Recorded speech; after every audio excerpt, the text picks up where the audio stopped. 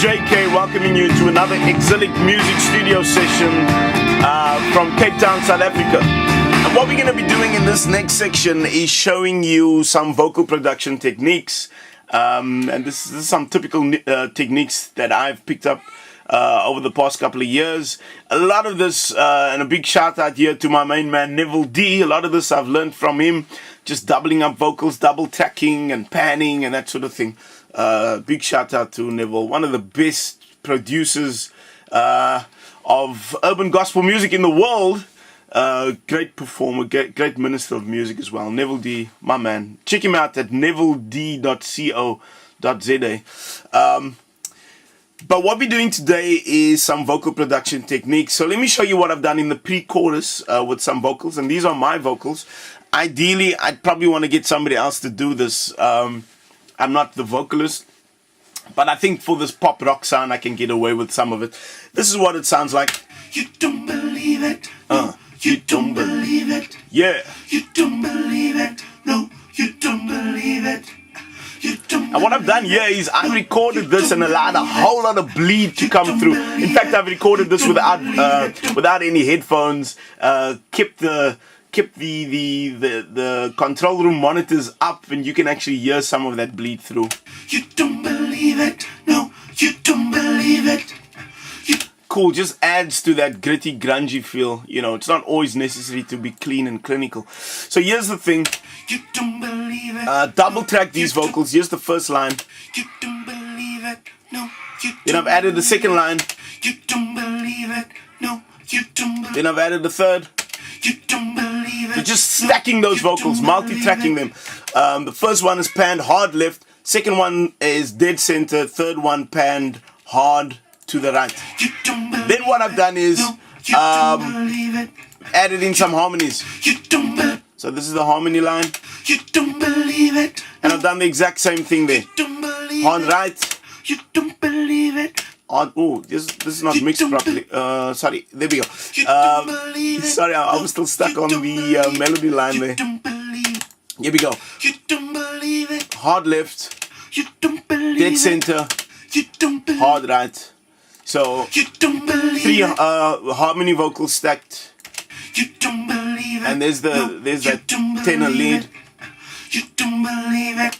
And that's basically you don't believe it. No, you don't believe it. That's basically how we get that first vocal backing vocal line. You don't believe it. No, you don't believe it. You don't believe it. No, you don't believe it. And then I keep this exact same line for the second part of the chorus. You don't believe it. But it gets bigger. Gets bigger. You don't believe it. No. And what I do to make it bigger is not just adjust volume, but add some more dynamics. You would have noticed, and I mentioned this earlier, I love simply adding new elements to increase, sort of the dynamic range of the song, and add some structural diversity, creativity, that sort of thing. What I've done here is I've added a backing vocal chant, and this is what it sounds like. Oh, oh. Yeah. Oh, oh. So how did I do that? Very simple. Line by line again. I'm only using 5 tracks this time. Line by line. Oh, oh. That sounds pretty bland. But what I've got is just a compressor on there and a PT verb. I could have sent all of this to a different bus and put the compressor and the verb on there separately. I'd probably do that later on for mix down purposes. But sometimes while I'm writing and I'm getting ideas, I'm lazy, so I just dump compressors and reverbs onto every single channel. It's not the most economical way of working in terms of processing power. Not very economical. Sort of sucks your processor dry. But hey, I mean, I can do it. I'm just writing. So be gracious to me. So this is what I've done. Added the second one, panned this one sort of quarter of the way. Third one, sort of just a minus 21 to the left. Fourth one, minus 21 to the right. Fifth one, quarter of the way again. This one should, I guess, be more like dead center, just to even things up a bit. I'd probably add a sixth at a later stage, just to enhance that vocal chant line. This is what they sound like together. These notes, these regions were not copied. These are individual regions. So I've recorded each of these regions individually. So this line was recorded 5 times. Each of them are unique.